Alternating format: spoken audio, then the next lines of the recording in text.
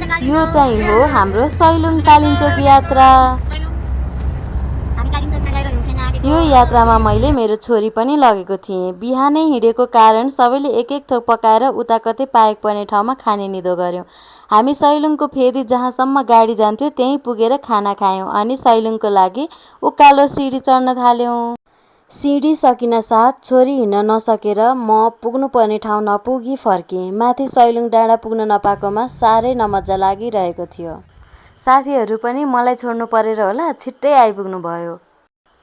सैलुङबाट कालिम्चोक पुग्दा साँझ पर्न आँटिसकेको थियो। घाम अस्ताउँदै गर्दाको अलिअलि हिउँको साथमा कुरी भिलेज साह्रै मनमोहित पार्ने कति राम्रो।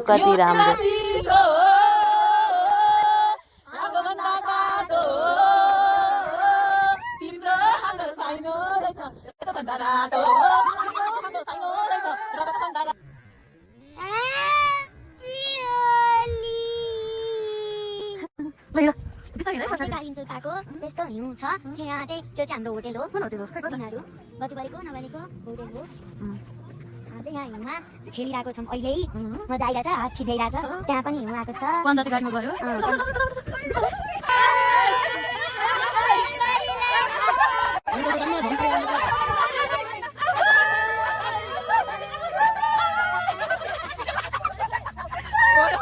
हिउँ भनेर कहिल्यै नदेखेको हामी कुरी भिलेजमा अलिअलि भुइँमा भित्तामा टाँसिएको उक्काउनु पर्ने हिउँ देख्दा नि हामीलाई त हिमालय चढे जस्तो भइ त हाल्यो। हिउँ परेपछि चिसो धेरै हुन्छ भन्ने सुनेको थिएँ, हो रहेछ भन्ने आज थाहा भयो। छिटो छिटो गरेर रुममा गयौँ अनि हामीले हाम्रो भान्सा तयार गर्न थाल्यौँ।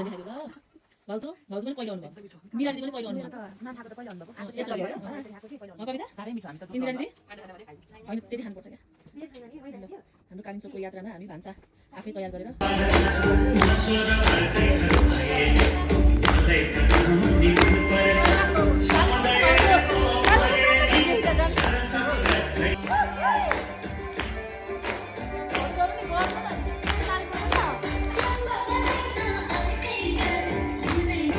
एकछिन क्याम्प फायरतिर लाग्यौँ। रमाइलै भयो। रुममा आएर रातभरि नसुते गफ लाएर बस्यौँ।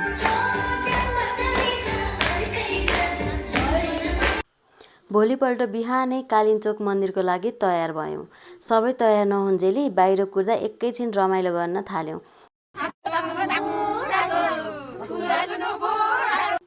कति राम्रो हिमाल, आहा। त्यसपछि हामी केबल कार चढेर माथि पुग्यौँ। माथि नै पुग्छ होला केबल कार भन्ने सोचेर छोरी लिएर गएको मैले आखिरमा होइन रहेछ। अलिअलि त हिँड्नै पर्ने रहेछ। आफू एक्लै हिँड्न त गाह्रो हुने ठाउँमा छोरी बोकेरै माथि पुगेँ। माथि जाँदै गर्दा छोरी झन लत्रिन थाली।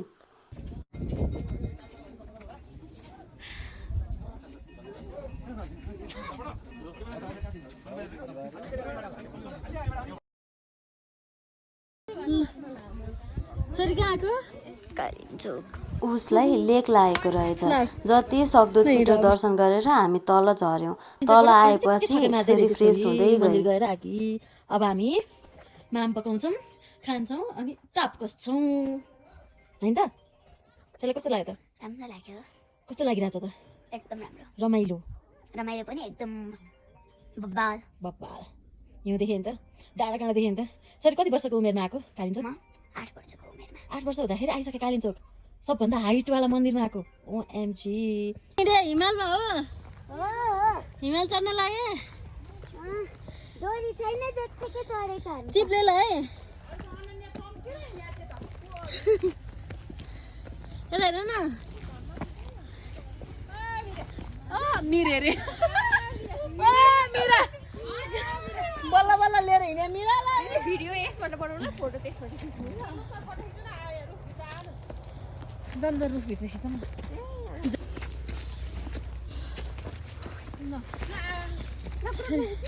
फर्किँदै गर्दा बाटोमा रमाइलो लागेर फोटो खिच्न यतातिर लाग्यौँ। जुत्ताको ग्रिप राम्रो नभएर होला म 3 चोटि लडिसकेको थिएँ।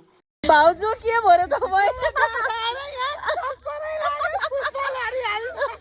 कति जोडी लड्नु भाउजू? हाम्रो दिदी कति चाहिँ खुसी हुनुभएको त म लड्या भनेर। अलिअलि फोटो खिच्यौँ।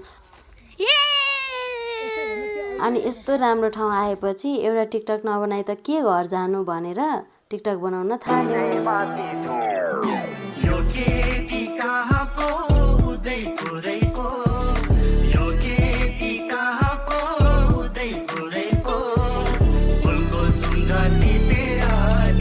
फर्किने क्रममा मुडे आउनै लाग्दा खाजा खायौँ अनि दोलखा भीमसेन पुगेर आफ्नो घर आयौँ। हजुरहरूलाई यो मेरो भिडियो कस्तो लाग्यो?